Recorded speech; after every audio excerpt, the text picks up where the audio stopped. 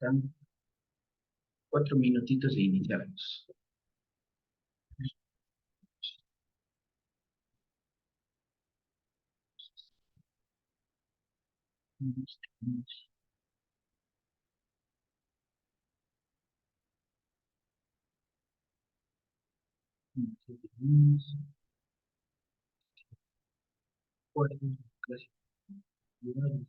Ovejas y las caricias.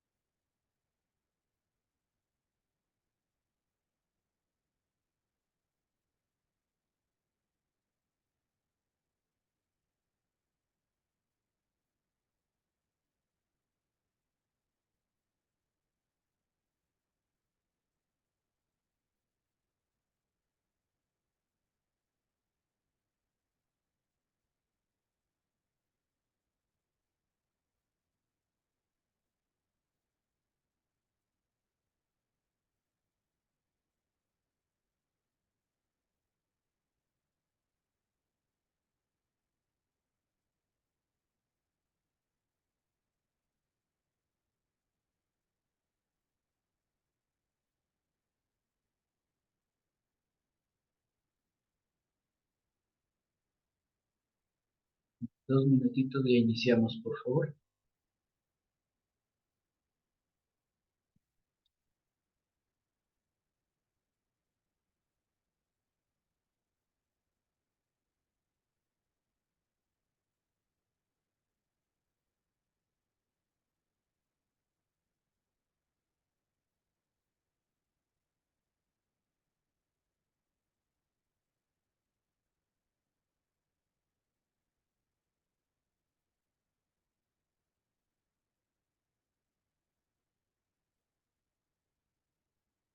En un minuto y iniciamos.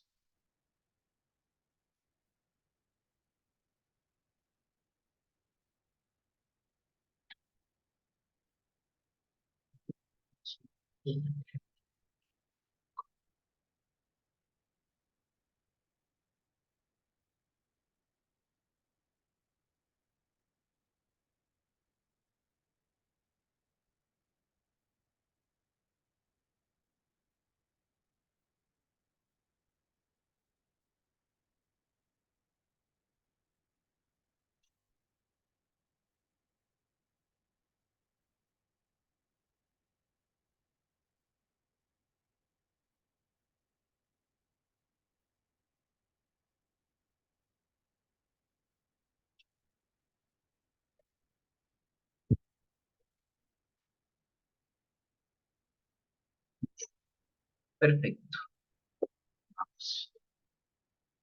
Muy buenas noches con todos. ¿Me confirma si me están escuchando?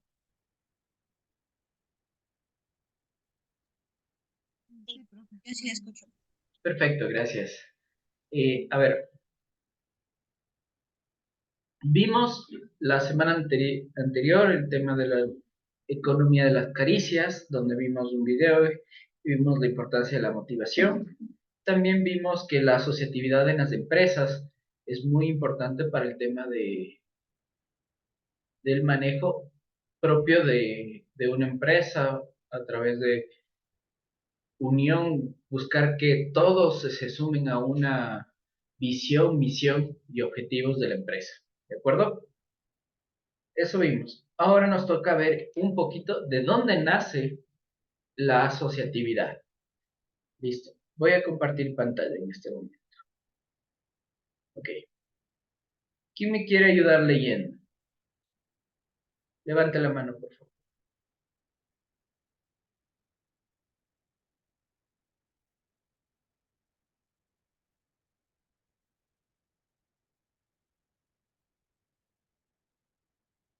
¿Nadie?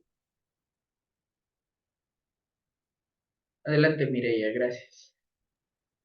Ya.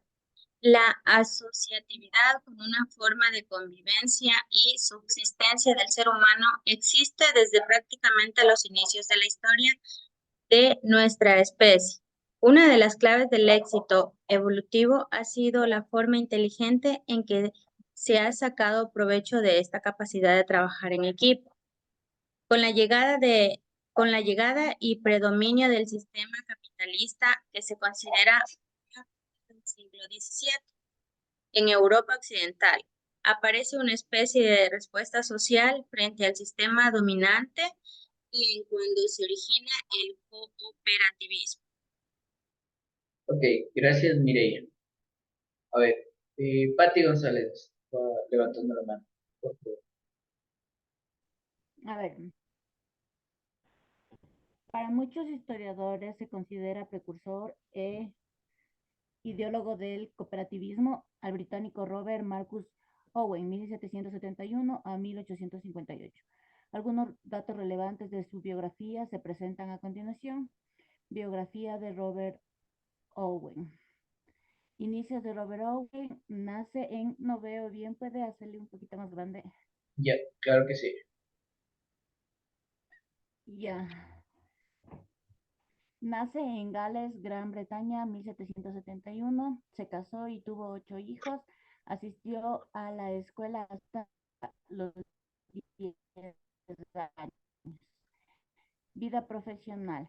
Dirigió una fábrica de tejidos en Manchester. En 1825 compró la comunidad de Homani en Estados Unidos y fundó el periódico New Moral World.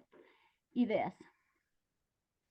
Le procuraba mejorar las condiciones de trabajo de los obreros, figura control del movimiento obrero británico, considerado el padre del cooperativismo mundial.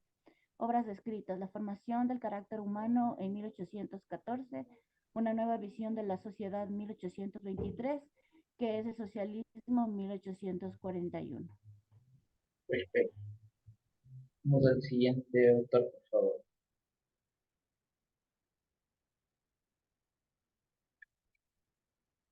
Ahí. El otro fundador destacado del cooperativismo es el francés Charles Bien. Fourier, 1772 y 1837, que fue un crítico de la economía capitalista que predominaba en su época.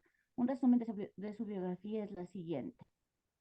Inicios de Charles Fourier. Nació en Besançon, Francia, en 1772, opuesto a un pequeño por vida profesional. En sus inicios fue jefe de la Oficina de Estadísticas en París. Ideas. Contrario a la industrialización y el liberalismo, criticó la doctrina católica, considerado el ideólogo del cooperativismo mundial. Obras escritas, Teoría de los Cuatro Movimientos, 1808, La Frustra, 1823, y el Falansterio, 1841. Perfecto, gracias. Listo. Muy bien, entonces tenemos dos personajes que vienen desde Europa. En un caso es un inglés, que es el padre del socialismo y el cooperativismo, que se llama Robert Marcus Owen. Ven que tiene una historia desde 1771 a 1858, muchísimos años antes, que son siglos antes de nosotros. Y ya habían estas teorías de agrupamiento, de unión. Incluso más antes se tenía en cuenta, por ejemplo, nos dice que es desde el éxito evolutivo de las personas que aparece el tema del cooperativismo, la unión de todos nosotros para alcanzar los objetivos. Y pusimos en la anterior clase el tema del objetivo de cazar mamuts. ¿Recuerdan ese ejemplo que les mencioné? En el cual dijimos que cuando es una persona sola, no conseguía el objetivo, pero si es que eran 10, 20 o 30 personas unidos, hasta vencían y cazaban los mamuts en la época evolutiva. Entonces, desde ahí existe la cooperación. Lo mismo sucede ahora. Ustedes en gestión de talento humano tienen justamente que conocer de dónde viene este tema de empresa. La empresa a la final viene un tema de cooperativismo. O sea, a pesar de que exista una remuneración salarial económica, una remuneración económica, perdón la redundancia, debe haber en esta remuneración, no es el único factor motivante que tienen las personas para sumarse a un esfuerzo en conjunto. Entonces, dentro de una empresa tenemos un gerente y un líder, ¿verdad? Y dentro de esta empresa tenemos a los empleados, pero los empleados, si no están convencidos de la misión y la visión institucional, no van a poder trabajar por el mismo objetivo y resulta más tóxico que positivo dentro de la empresa. Ustedes como gestores de talento humano tienen que encontrar esa dinámica o ese equilibrio, porque no es, todas las personas son un mundo diferente, pero hay que encontrar el factor motivacional de cada uno de ellos para que se sumen a esto. Muchas veces dicen, pero bueno, es una remuneración salarial. Sí, existe un ingreso económico y eso sería una motivación para realizar un trabajo. Pero si es que el ambiente laboral en el que estamos no es satisfactorio, entonces no vamos a tener, no vamos a alcanzar el cooperativismo.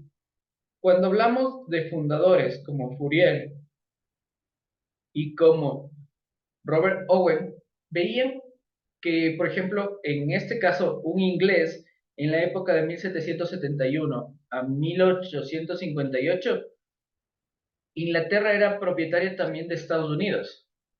Fue a colonizar directamente Estados Unidos. Entonces, en esa época, ¿cómo se desenvolvieron para poder colonizar Estados Unidos? A través del fomento del cooperativismo. Se hacían colonias y colonias y colonias. Por eso Estados Unidos ahora tiene estados, porque eran colonias en cada uno de esos estados. Y los instauraron los británicos. Entonces ellos crearon, y miren, aquí dice, en 1825 compró la comunidad de Harmony en Estados Unidos. Comprar una comunidad es como establecerse en un sitio, en un estado propio de Estados Unidos. Y ustedes pueden ver a través de la historia que los países que han sido colonizados por los ingleses suelen ser más exitosos que cualquier otro país colonizado por otro país, por ejemplo, españoles, franceses, eh, que son a la final fueron invasores, pero a la larga los que han tenido éxito a través de las colonizaciones han sido los ingleses. Los ingleses colonizaron Canadá, colonizaron Australia, colonizaron varios países. Tienen cerca de 32 países que fueron colonizados por Inglaterra y todos esos países están en desarrollo, o sea, ya son países desarrollados, no están en vías de desarrollo. Pero si vemos por ejemplo, las Guayanas francesas, está Haití, que fueron colonizados por franceses, ellos no alcanzaron el desarrollo, ni siquiera se propuso un desarrollo, un sistema organizacional. Entonces, dentro de quien supo manejar adecuadamente el cooperativismo para instaurar reglas y normas de vida y un sistema dentro de un país, fueron los ingleses. Entonces es importante conocer que ellos son muy buenos trabajadores en el tema del cooperativismo. Y debemos también tener en cuenta que los ingleses tienen el tema de las empresas, son fundadores del sistema empresarial del mundo. también de las aseguradoras, son pioneros en el tema del clima laboral, de cómo manejar, cómo obtener, se dan cuenta de que al trabajador no solo le motiva el salario económico, también el salario emocional. Descubren el tema de psicología y hay muchos factores adicionales. Entonces, uno de los pioneros es justamente Inglaterra. ¿Quién está desarrollando bastante el tema de cooperativismo? Es una comunidad a nivel de Japón. Por ejemplo, en Japón son 1.200 millones de habitantes en un país que es súper chiquito, pero que establecieron reglas de cooperativismo, de convivencia social. En las empresas ustedes van a tener que trabajar con normas de convivencia social para alcanzar el éxito. Entonces, hay que ver cómo separamos lo emocional de lo técnico. Y esa es la habilidad que ustedes van a tener que ir desarrollando. Pero eso lo vamos a ver más adelante a través de la pirámide de Maslow, cuáles son los factores que motivan a las personas. Fourier fue un buen pensador, en su mente lo estructuró muy bien el tema del cooperativismo, fue o sea, las premisas que él escribió fueron excelentes, porque justamente él pasaba en un café sentado y escribiendo ahí, discutiendo con otros grandes pensadores sobre el tema del cooperativismo, pero nunca lo aplicó. Como ven, él solo tiene en sus inicios, era comerciante y mercader en Francia y fue jefe de la Oficina de Estadísticas de París. No tiene mayor actividad, o sea, no podemos decir que este fundador fue bueno, pero en cambio fue muy académico y eso fue bueno porque creó varias ideas y principios para el cooperativismo que se mantenga vigente. Y muchos de los grandes cooperativistas a nivel mundial, como Mondragón, como los kibbutz en Israel, como en Japón, la gran cooperativa de Japón, basan mucho, utilizan sus principios para ir desarrollando. Entonces, el cooperativismo. Ahora hay un movimiento económico a nivel mundial que se llama el comercio justo, que tiene esta base, el cooperativismo. Entonces, hay que conocer un poquito la historia para de ahí ver qué podemos tomar de esa historia e ir desarrollando y aplicando en las empresas. Ahora, la asociatividad y la economía. Existe una unión entre la asociatividad y la economía. Se define a la economía como el estudio de la forma en que una sociedad administra y asigna sus recursos escasos.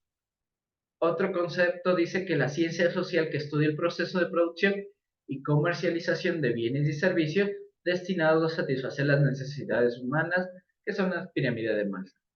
A ver, aquí, el concepto de economía. ¿Qué significa la palabra economía? Si buscamos en un diccionario o en Wikipedia, podemos saber que economía es administrar la casa, así se llama, administración de la casa. Pero la economía es una ciencia que parte desde un principio. ¿Cuál es el principio? Que los recursos son escasos y que las necesidades son ilimitadas. Ese es el principio de la economía. Si yo voy a ser un economista, tengo que saber el arte de administrar los recursos escasos para satisfacer las necesidades ilimitadas. En su caso, como gestores de talento humano, ustedes tienen la administración del talento humano, que a la final es un recurso. Es un recurso humano o un recurso intelectual que deben saber manejarlo. La empresa como un ente jurídico también tiene, como un ser vivo, tiene sus movimientos, sus sistemas que le hacen tener vida. Por ejemplo, el área financiera, el área de producción, el área de ventas. Y todas estas tres áreas están compuestas por personas. Si yo no sé manejar adecuadamente o administrar el personal de la empresa de acuerdo a sus perfiles profesionales, yo puedo estar poniendo, por ejemplo, un experto financiero a que le pongo a vender.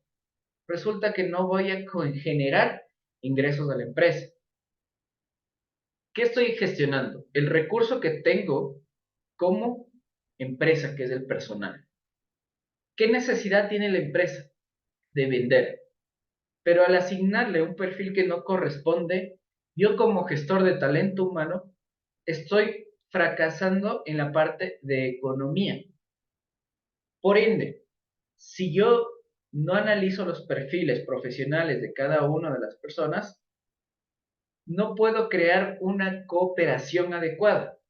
Porque si es que le pongo a hablar al contador o al auditor o al financiero a que me diseñe estrategias comerciales, me va a decir, vea, tal vez lo logre hacer un par de estrategias comerciales por investigación propia, pero no va a tener el talento como para destacar adelante los proyectos, no va a sentir la pasión, la motivación adecuada. Y aquí, para conocer qué es lo que les motiva a las personas, tenemos nuestra famosa pirámide de Maslow.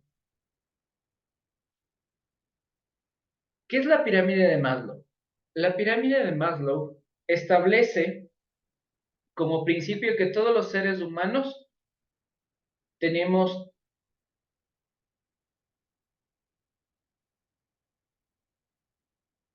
perdón, mil disculpas, tuve una interrupción. Ya, a ver, la pirámide de Maslow establece que nosotros tenemos diferentes motivaciones, siendo las más básicas las iniciales por las cuales nosotros tratamos de sobrevivir. Por ejemplo, la respiración es una necesidad básica. Si no respiramos, nos morimos. Entonces, nuestro cuerpo está diseñado para respirar. La alimentación. La alimentación. Si no comemos, nos da mucha hambre y también nos podemos morir. El descanso. Si es que no descansamos, si no dormimos lo adecuado, no hay persona que pueda vivir sin dormir. Igual podríamos morir si es que no podemos dormir. Tenemos la homeostasis. ¿Qué es la homeostasis? Son las funciones propias del ser humano, como por ejemplo el sistema de los riñones, del sistema digestivo, que tiene esos principios. Es decir, todo esto son nuestras funciones fisiológicas básicas. Una vez que hemos satisfecho estas funciones básicas fisiológicas, buscamos desarrollar. ¿Cómo nos desarrollamos? A través del tema de, vamos al siguiente nivel, al segundo nivel, que es la seguridad. ¿Para qué las personas trabajan? Para poder alimentarse, para poder vestirse, para obtener un buen descanso, para tener un buen lugar donde vivir y poder respirar. Una vez satisfechas estas necesidades, el siguiente nivel es la seguridad. La seguridad establece como la seguridad física de la persona, del empleo, de recursos moral, de familiar, de salud o de propiedad privada. Aquí, cuando estas necesidades están satisfechas, lo siguiente que busca el ser humano, me faltó el tema de la reproducción. El ser humano también tiene esa necesidad fisiológica de la reproducción. Cuando está satisfecho esto, lo siguiente que busca es la seguridad física. Y ustedes se van a dar cuenta que las personas dentro de la empresa, una vez que ya se establecen o logran una estabilidad, lo siguiente que buscan es una casa, ¿no es cierto? ¿Por qué buscan una casa o adquirir una casa? Por este deseo, por esta motivación de la seguridad. La casa es un ejemplo básico de seguridad o de respaldo. Dicen, aunque sea una cueva, ¿dónde meterme? En el tiempo antiguo, el ser humano lo primero que buscaba era las cuevas como un lugar de protección ante las adversidades. Ahora nosotros buscamos lo que es eh, el tema de domicilio. Denme un instante.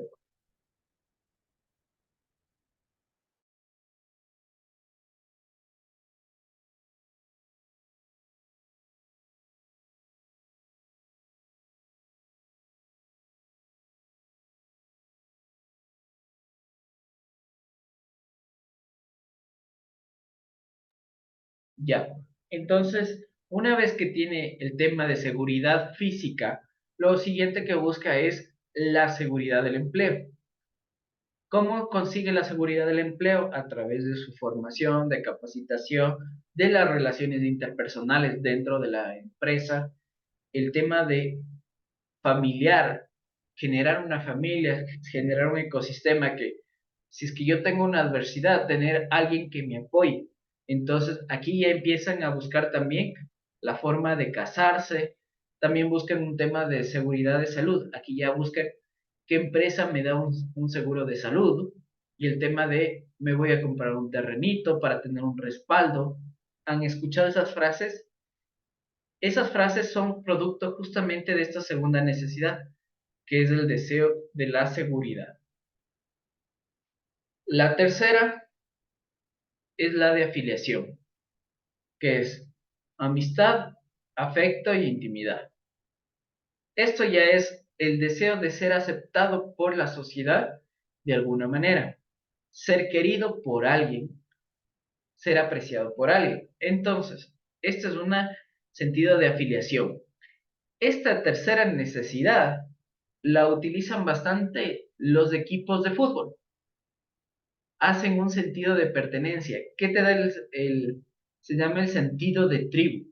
Yo pertenezco, yo soy hincha de tal equipo, por ende me pongo el uniforme de ese equipo y hago una vivencia de ese equipo. Y los logros que alcance ese equipo es lo que me representa a mí.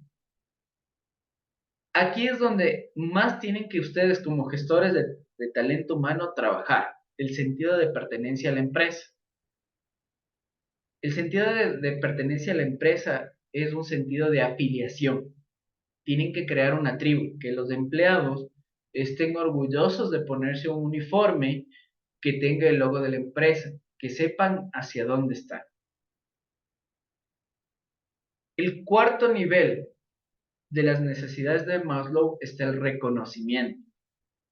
Aquí ya, una vez que ya pertenece a una empresa, que ya ha conseguido estabilidad laboral, que ya tiene sus objetivos, que ya tiene familia, que ya ha cumplido todas sus necesidades fisiológicas, lo siguiente es ya, a ver, yo quiero especializarme en algo, quiero profesionalizarme porque quiero que me reconozca. Quiero que me reconozca tanto mi familia, quiero que me reconozca mi jefe, quiero que me reconozca alguien más, sobresalir. Entonces, tratan de hacer aquí, alcanzan siguientes títulos. Por ejemplo, aquí es la motivación de estudiar. Nosotros nos formamos o estudiamos justamente por este tema de conseguir la confianza, el respeto y el éxito individual. Aquí ya no es tanto, si es que nosotros fomentamos que todos alcancen el reconocimiento, la confianza y el respeto, vamos a generar división. Aquí es donde aparecen las famosas islas de poder dentro de la empresa. Porque X, Y, Z se da cuenta, o Pepito Pérez, digamos, Pepito Pérez se da cuenta que ya tiene satisfecho todo esto, que ya pertenece a una tribu que es la empresa, que ya tiene ya tiene una familia, ya tiene una casa. Entonces lo siguiente que es, yo quiero ser el líder de este departamento. Entonces empieza a competir y para ser líder se da cuenta que necesita el apoyo de más personas y empieza a dividir porque dice, yo necesito que me apoye a mí y no le apoye a otras personas y empieza a aparecer el tema de reconocimiento y confianza y empieza a manipular, empieza a generar y se generan las divisiones de la empresa. Ustedes como talento humano, ¿qué es lo que deberían hacer? ¿Alguien que que me quiera dar su opinión de lo que estamos hablando?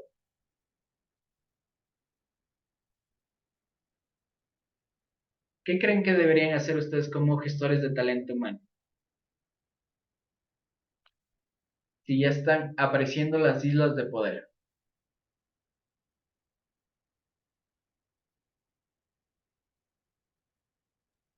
Tal vez integrar y no dividir. ¿Y ahí cómo conseguimos integrar? Como que yéndonos al ámbito de tratar de no aislarlos a los otros por tener quizás un rango menor. Ya, Cecilia, adelante, por favor.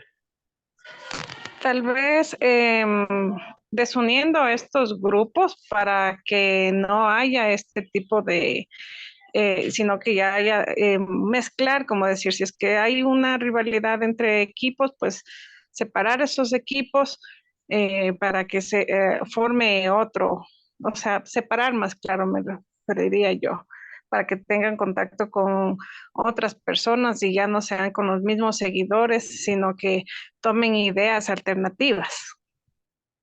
Esa podría ser, igual que decía Mireia, una de las alternativas para integrar, pero no es la adecuada.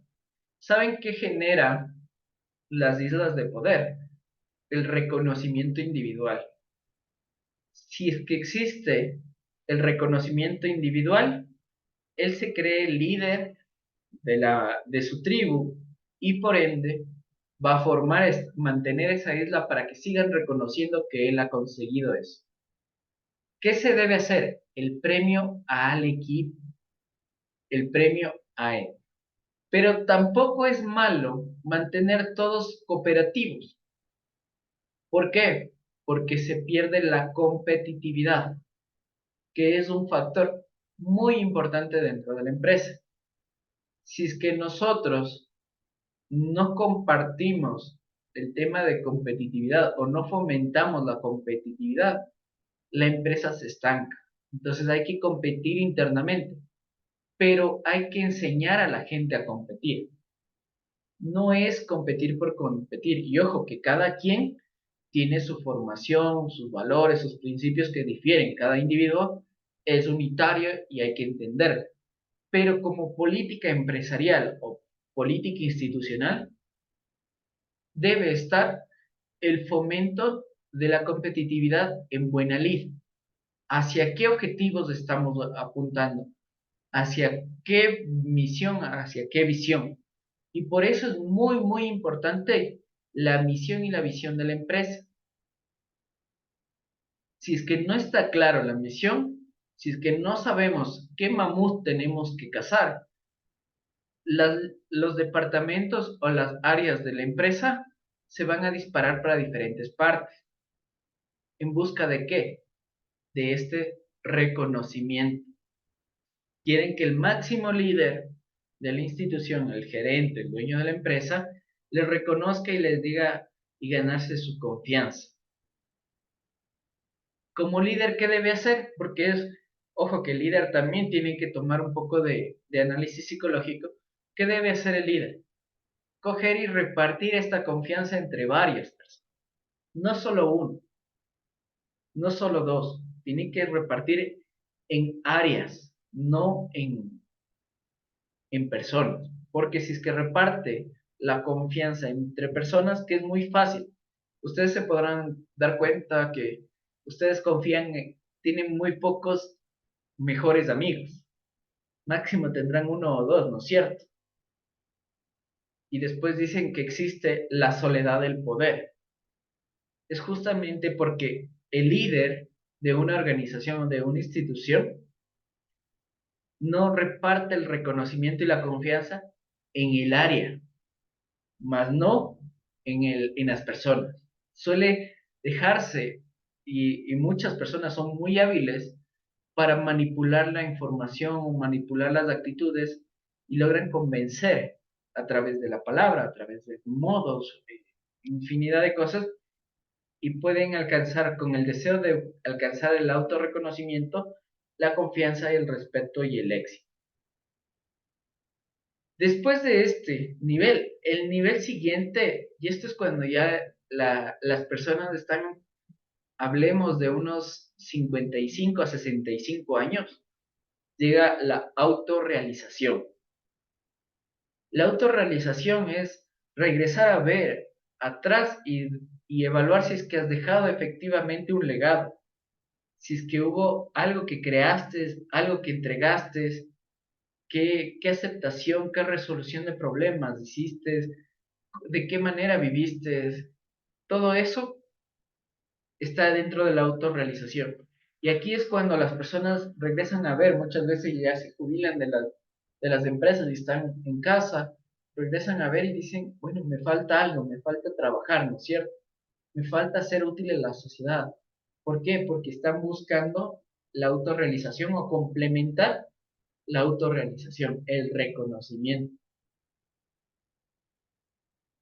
Esta pirámide de Maslow es súper importante que ustedes la sepan manejar adecuadamente. Es una información muy clara de cada uno de nosotros. Es como leernos a nosotros mismos todo lo que tenemos aquí. Y esto ya está estandarizado. Incluso las empresas de marketing lo utilizan a su favor, porque dicen, a ver, si es que yo tengo un producto de primera necesidad, ¿qué tengo que evocar? Por ejemplo, el tema de intimidad. Siempre ponen en el tema de vehículos la imagen de una chica con poca ropa, ¿no es cierto? ¿Por qué? Porque están buscando el sentido de afiliación, llamar la atención a través de esta necesidad. El tema, el tema de la educación, ¿hacia dónde va? Hacia esto. Para ganarme la confianza yo tengo que demostrar o entregar un título de mis conocimientos. Entonces tengo que estudiar. Y por eso, cuando ustedes ven las publicidades del tema de cursos y eso, son jóvenes sonreídos, con una apariencia ejecutiva, muy formalitos, que están enfocados en esto. Porque manipulan de esa manera la información. Y eso es lo que nos motiva. Y para el tema de acá, por ejemplo, vemos que si queremos resaltar o sentirnos autorrealizados, nos ponen en las vallas de la venta de vehículos. ¿Qué es lo que suele hacer? Ponen un Mercedes-Benz y al lado un señor eh, con buena apariencia, pero con mucha edad. O sea, no es un joven. Atrás de un Mercedes-Benz, de un BMW, un vehículo muy costoso, no está un joven. Está un hombre empresario adulto mayor. Es porque dice, hey, igual, esto utiliza, por ejemplo, las empresas que venden chompas de cuero a nivel mundial, utilizan la segunda juventud que llaman. Tratar de vender a hombres la, una idea de que a los 40 o a los 60, a los 50 años no han vivido y que tienen que comprarse una moto para vivir y ser galantes y no sé qué y no sé cuánto. Y todo está atrás una chompa de cuero, una simple chompa de cuero. Y evocan justamente al tema de la autorrealización. Entonces, todo esto se utiliza. Conociendo esto, ustedes pueden encontrar los factores que les motivan a cada uno de los empleados. Por ejemplo, un empleado que recién ingresa a la empresa, ¿cuál va a ser su motivación? El deseo de seguridad, de mantenerse. Entonces, y ustedes van a ver el cambio de comportamiento del empleado cuando es antes de los 3 meses, se saca el aire, ¿no es cierto? Y nosotros lo hacemos así, igual. Al año, también durante el primer año una maravilla, pero después del año ya se siente seguro. Y ahí es cuando empiezan los problemas, baja su nivel de rendimiento. Puede ser porque está agotado. Ojo, caen en agotamiento físico, no tiene buen descanso. Entonces, aquí puede ser una herramienta para motivar. Y hay, por ejemplo, esa técnica que dicen, el día de tu cumpleaños tienes libre. ¿Por qué? Porque quieren dar un descanso. Pero en realidad, la mejor motivación o la mejor satisfacción que pueden manejar es el tema de generar la respiración, enseñarles a los empleados a respirar. ¿Cómo se hace eso? En Japón tienen el tema de la meditación. 15 minutos antes de ingresar a la empresa se ponen a hacer ejercicios. Después de hacer ejercicios de seguridad, se quedan quietitos escuchando una música suave por 15 minutos. Pero hagan eso aquí en Latinoamérica y se quedan dormidos. Entonces no es como que una técnica muy adecuada. Aquí hay que tratarlo de otra manera, hay que saber los códigos culturales y las necesidades. Porque aquí esto de enseñar a respirar es desde los niños chiquitos. Cuando enseñas a respirar desde pequeños, ya es una estrategia. La alimentación. Por ejemplo, las empresas se dieron cuenta que esto es una motivación y entregan almuerzos subsidiados o gratuitamente. Por ejemplo, el Banco Pichincha tiene su propio catering que elabora los almuerzos para todos los empleados. ¿Ya? Y ahí ven que va cubriendo ciertas necesidades. El descanso también. En España hay un momento hay áreas específicas para tomar siesta, una siesta para continuar el trabajo. Y lo demás ya va por añadidura. ¿De acuerdo? Listo. Ahora, vamos con los principios de economía. ¿Quién me ayuda leyendo el primer principio de economía?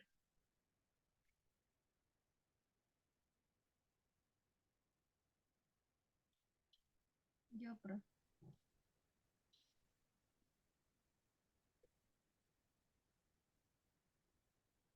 Principios de economía. Principio. Las personas y las sociedades se enfrentan a disyuntivas. La escasez de recursos obliga a las personas y a las empresas a tomar disyuntivas. Una disyuntiva es una elección importante que se tiene que hacer. El humano hace uso de su libertad de elegir. Disyuntivas económicas de las personas. Trabajar o estudiar, vivir con los padres o independizarse, casarse o estar soltero, comprar una casa o alquilar, pagar arriendo, comprar un auto o usar transporte público. Disyuntivas económicas de la sociedad, alimentos o seguridad, pan o armas, eficiencia o equidad. Eficiencia, sacar el máximo provecho de los recursos asignados. Equidad, distribuir por igual los excedentes de la economía. Ok, gracias. Bien. A ver, sabemos que existe el principio de libre albedrío. Cada persona decide por sí misma qué es lo que busca, qué es lo que quiere. Esa es la libre elección que tenemos. Si es que viviéramos en una sociedad como una dictadura, no tenemos la elección. El gobierno nos dice qué debemos hacer y nosotros debemos solo obedecer.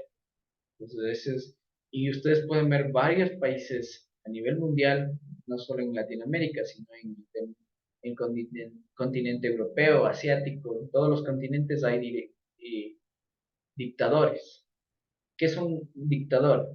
Es aquel que dicta las órdenes de dónde va. Esta primera área que es también dentro de la empresa, existen jefes con el liderazgo de dictador. ¿Cuál es el liderazgo dictatorial? Que coge y dice, a ver si hace esto porque me da la gana. ¿No es cierto? Y muchas veces es porque llegaron a ser jefes sin una preparación y sin un entendimiento organizacional. Y eso nos toca a los gestores de talento humano, toca canalizar. Por eso existen ustedes, porque ustedes tienen que organizar a la empresa y transmitir esa voluntad de líder al personal y que el personal se sienta motivado. Entonces, aquí vienen disyuntivas económicas de las personas. ¿Qué es mejor, trabajar o estudiar? Si es que yo le veo al estudio como una inversión, pues voy a invertir recursos, voy a sacrificar recursos, tiempo, familia, un montón de cosas, pero voy a alcanzar como mayores ingresos para generar una mejor calidad de vida. Vivir con los padres o independizarse. ¿Vivo con mis padres o vivo solo? Aquí ya se acuerdan las pirámides de Maslow. ¿Cuáles son las necesidades fisiológicas que tengo? Muchas de esas necesidades son parámetros de esto. Por ejemplo, dice, si es que vivo con mis padres, no voy a poder tener novio o novia, ¿no es cierto? No voy a poder salir de farra, no tengo la libertad, entonces voy a independizarme. me independizo, pero en cambio ahí me toca asumir los costos de educación, de vivienda, de alimentación, todo de forma. Después, casarme o estar soltero. ¿Qué prefiero? ¿La tortura o la alegría? No, mentira. ¿Qué prefiero? Casarme, es decir, formar una familia, tener a alguien que me apoye, o estar soltero y enfrentarlo desde mi perspectiva individual. Comprar una casa o alquilarla. ¿Qué es más rentable? Una casa, hablemoslo técnicamente, una casa se deprecia en 20 años. Entonces, sin cambio, yo pago el alquiler, yo no me hago responsable de los daños, no me hago responsable de nada y no tengo un bien devaluado. Pero en cambio, eh, pierdes la sensación de seguridad, una de las necesidades, algo propio donde meterme, ¿no es cierto? La cueva individual de cada persona. Comprar un auto o usar transporte público, ¿qué es más rentable? Actualmente, más rentable es usar el transporte público porque no tengo que estar pagando parqueadero, porque no tengo esto. Pero en cambio, tengo familia, quiero irme de paseo, quiero irme de viaje, entonces, ¿qué hago? ¿Busco un gasto o busco un ahorro? Y esas son las disyuntivas económicas que tiene una persona. Ahora, en la sociedad, actualmente estamos en una guerra, ¿no es cierto? El presidente, ¿qué prefirió? Seguridad a alimentos, porque tenemos que pagar el costo de una guerra y eso significa que tenemos que sacrificar programas de alimentación, tenemos que sacrificar programas de salud, de educación y todo eso. Nos está pidiendo que los ciudadanos paguemos 2 puntos más del IVA para aportar a la seguridad. Obviamente, que esas personas, por ejemplo, si es que ustedes pagan más IVA, significa que van a reducir los alimentos que compran para la casa. Que ahí las disyuntivas sociales están encaminadas. Decimos, bueno, vamos a sacrificarnos ahorita, vamos a aportar ese IVA para tener seguridad, porque sé que después voy a poder generar ingresos para garantizar mis alimentos. Si es que mantengo en cambio, si es que no aporto, este nivel de seguridad va a fracasar y mis alimentos van a escasear.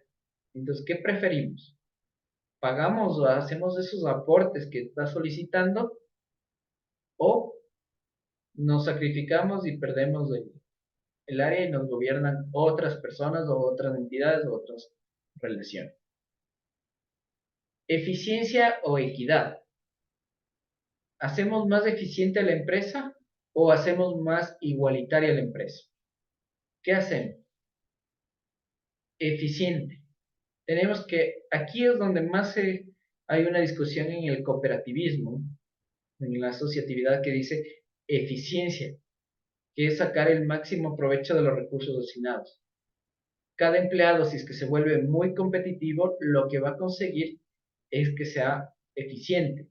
Pero esa eficiencia, como se acuerdan, la necesidad de la autorrealización, que es una de las pirámides de Maslow, fomenta justamente la búsqueda de la eficiencia, fomenta la autorrealización, destruye el cooperativismo y sobresale el individualismo. En cambio, la equidad distribuye los excedentes de la economía en igualdad de condiciones para todos, las famosas utilidades se distribuyen entre todos si es que es asociativo.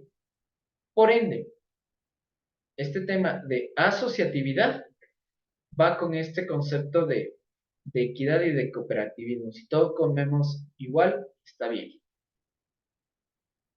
En la empresa, esto sería lo que más hay que fortalecer, la equidad en tiempos, en trabajo, en distribución, en muchas cosas. Porque si es que vamos a enfocarnos en eficiencia, va a haber división, islas de poder, trabajo individual, destrucción del núcleo propio de la empresa. Listo. Vamos con el principio número 2. El costo de oportunidad. El principio número 1, ¿cuál era?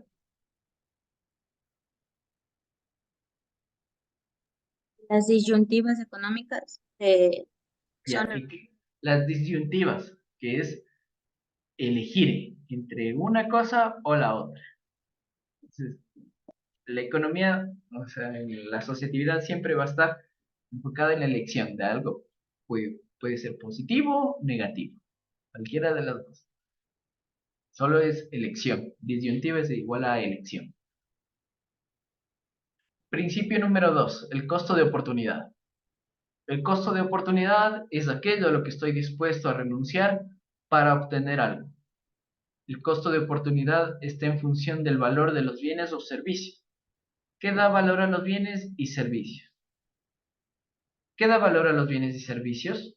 La cantidad de trabajo incorporado, el material utilizado a los insumos utilizados, se reconoce talentos únicos o habilidades especiales, la urgencia del consumidor, mi grado de necesidad, el dinero es una expresión del valor y por lo tanto el precio. Estamos viendo que para dar valor a los bienes y servicios, nosotros como seres humanos medimos la cantidad de trabajo incorporado, el material utilizado, los insumos utilizados. Se reconoce talentos únicos o habilidades especiales, la urgencia del consumidor, mi grado de necesidad, el dinero es una expresión de valor y por lo tanto el precio. Entonces, a menor precio, menor calidad. A mayor precio, mayor calidad. Igual funciona con el talento humano. El profesional que tiene habilidades únicas tiene un costo más alto. Y por eso estudiamos. Justamente por eso, porque queremos nosotros alcanzar habilidades únicas.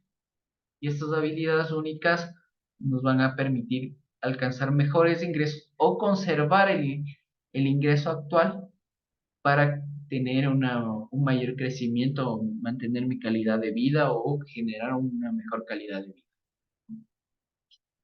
Entonces, el segundo principio es el costo de oportunidad. ¿Qué es lo que me interesa a mí?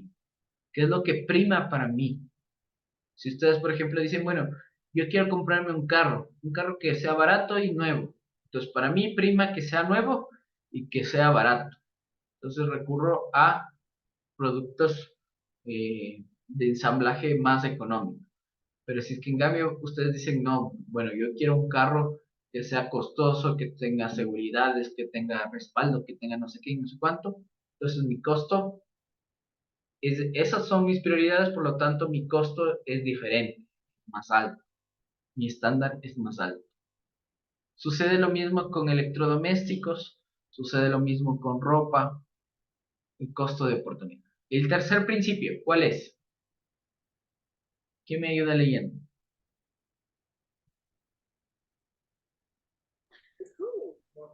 Tercer principio, las personas racionales deciden en términos marginales.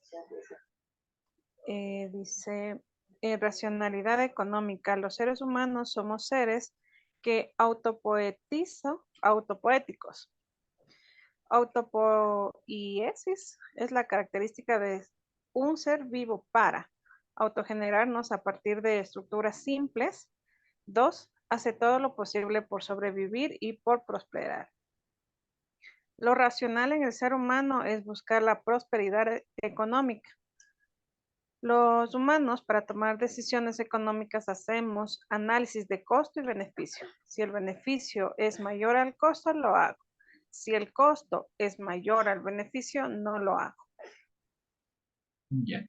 Las personas racionales deciden en términos marginales. Quiere decir, toda persona, así sea el más intelectual, si es que está en juego la posibilidad de morir o de vivir, va a hacer todo lo posible para vivir. No va a hacer todo lo posible. Por eso se habla mucho de que el suicidio es perder justamente esa esencia del ser humano, que se llama autopoieticos, autopoiesis, que es el deseo de sobrevivir. Anular ese deseo de sobrevivir es una larga estructura, es un condicionante muy emocional y es un desequilibrio mental. Por eso hay que mantener En las empresas hay que estar muy alerta a estos símbolos, a estos síntomas. Existe ahora el tema de la psicología, los primeros auxilios psicológicos, donde uno puede como, eso les invito a consultar, no es parte de la materia, pero es una herramienta que les va a permitir a ustedes identificar justamente que una persona, qué rasgos presenta y qué riesgos puede haber. Por ejemplo, puede haber personas violentas, puede haber personas muy temperamentales o personas que sean muy sentimentales y lloren por todo, que se frustren por todo, que no tengan tolerancia al fracaso. Eso hay que ir trabajando para que no esté dentro de la empresa, pero no, la solución no es coger y mandarles. Eso es lo más fácil, es trabajar con ellos directamente en saber cuáles son las necesidades que les falta cubrir para ir encontrando motivadores a través de eso. Por ejemplo, si es que tienen sentido de pertenencia a la empresa, ya tienen más o menos el 40% ganado de una persona. Entonces, el ser tribu es una de las características que ustedes deben fomentar dentro de sus empresas. ¿Listo? Ok. Entonces, siempre hacemos costo-beneficio. Si el beneficio justifica a mi costo, a lo que tengo que sacrificar, pues me lanzo. Si significa que tengo que amanecerme haciendo un trabajo por un beneficio, un reconocimiento, lo hago. Eso me va a permitir sobrevivir en la empresa. Hay que cuidar esos parámetros, no es muy bueno manejar esos niveles de trabajo. Principio número 4. Las personas actúan por incentivos. Un incentivo es algo que motiva a las personas a actuar. Puede ser una recompensa o un castigo. Hemos visto, y hay una frase muy tradicional aquí en nuestro país, que es, más se consigue con una gota de miel que con un barril de hiel. Un barril de hiel, la hiel es un líquido amargo que produce el hígado, que es por enojo, por disgusto, es un líquido amargo, amarguísimo. Esta hiel no atrae ni siquiera las moscas. O sea, ni siquiera las moscas se sientan dentro de la hiel. Pero, en cambio, en la miel van todo el mundo. Van las avispas, van osos, van... Nosotros mismos nos vamos y cosechamos miel porque nos gusta lo dulce, ¿no es cierto? Nos encanta. Entonces, la miel es lo que más atrae. Entonces, ¿qué atrae? ¿Qué es mejor? Una recompensa a un castigo, una amenaza. Si es que ustedes empiezan a gestionar el talento humano de una empresa a través de amenazas, lo más probable es que puedan reaccionar mal las personas que están dentro de la empresa. Y su objetivo también como gestores de talento humano es mantener la armonía de la empresa. Entonces, aquí hay que trabajar mucho en recompensas, pero individualmente nosotros fuimos educados de cierta manera, incluso antropológicamente podríamos decir que el ecuatoriano está muy acostumbrado al castigo. Entonces, pero nosotros debemos empezar a cambiar esa realidad, empezar a motivar en lugar de estar castigando a cada uno. ¿Listo? Por ejemplo, generando un bono, una motivación, un ingreso extra, a decirle, si es que no haces, te voy a poner un memo y con 3 memos te mando de la empresa. No, eso no funciona. Ese liderazgo no funciona. Principio número 5, los beneficios del comercio. El comercio es necesario porque ningún país es capaz de producir todo lo que necesita. La solución es el intercambio. Los países venden productos al exterior y compran productos de otros países. El mundo entero funciona como un gran sistema asociativo. Nosotros exportamos oro, exportamos plata, exportamos petróleo y nos venden telas, nos venden gasolina, nos venden aceites, nos venden de todo. Entonces, si es que no aprendemos a entender que funcionamos como tribu, incluso a nivel mundial, que lo más visible es el comercio, hay que hacerlo también dentro de la empresa, comentar lo mismo. Tal vez en la empresa no es que vamos a vender cosas a los compañeros, que también es bueno, porque al final estamos emprendiendo, pero ese no es el objetivo. El objetivo es que se den cuenta cada uno que dependen de otros departamentos y que estos otros departamentos entregan ciertos servicios a cambio de otros servicios que yo entrego. Esa sinergia, esa simbiosis que hay entre los departamentos, esa es responsabilidad de gestión del talento humano, el que la gente entienda eso, el trabajo en equipo. Listo. ¿Alguna duda de lo que hemos visto hasta el momento?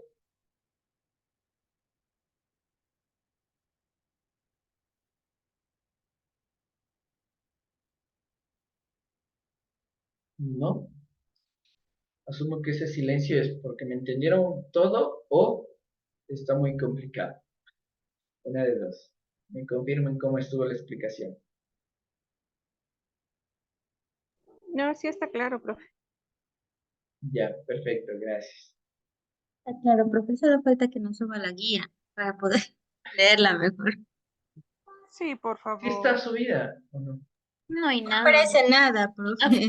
Está Si vacío.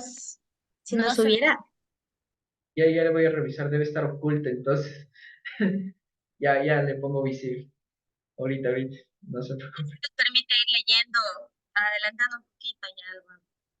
Ok, Y la actividad de la primera semana tampoco no está. tampoco está eh, visible. No, la actividad está vacío. Ya, No se visualiza nada. es que yo cuando hago la construcción del aula le pongo modo oculto, pero no, yo le puse, yo sí activé. Ya le reviso en este momento. Ya, listo. Revísele ahorita, profe, para ver si nos sale. Ya, y ya le reviso. En este instante, déjenme ver eso.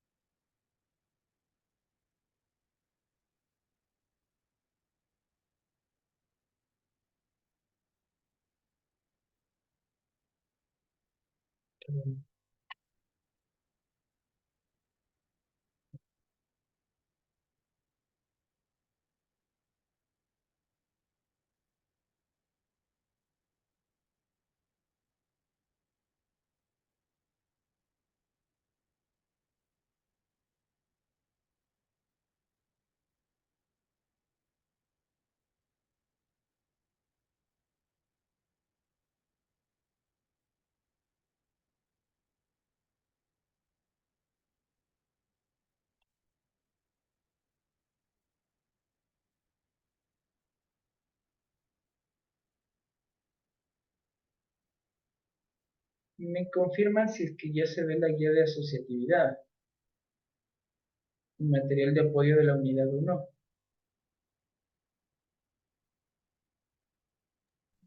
No se visualiza, Lisa. Sí sale algo, Lisa. Sí, sí sale ya. Ya está, ok, Sí, ya, pero eso solo es eso nomás salió. ya le activo las actividades de eso, sí. Ya, perfecto. Bueno, eso me voy a hacer ahorita. Gracias por confirmar y por avisar. Bueno, les dejo ahora sí. Una buena noche con todos. Cuídense mucho. Gracias, Licen. Buenas noches. Gracias. Gracias, profe. Gracias, profe. Buenas noches. Gracias, profe. Buenas noches. Buenas noches.